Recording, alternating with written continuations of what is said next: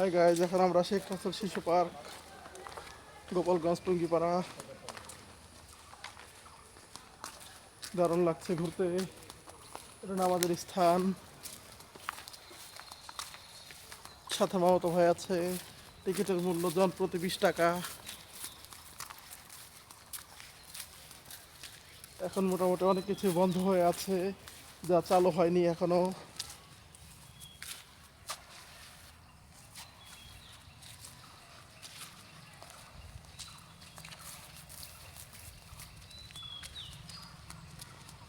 Ticket কি এত না? এটা দেখাও তো এইভাবে খুলে, এইদিকে দেখাও। এই না, এই যে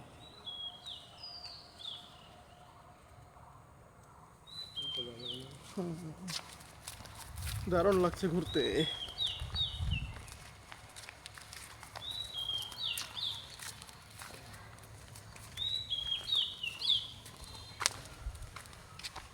কোন দিকে যাবো?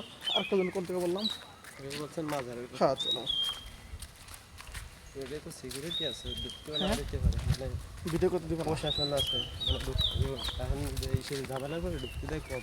ও আচ্ছা, তাহলে দরকার নেই, এদিকে যাওয়া। প্রশাসনিক ঝামেলা আছে।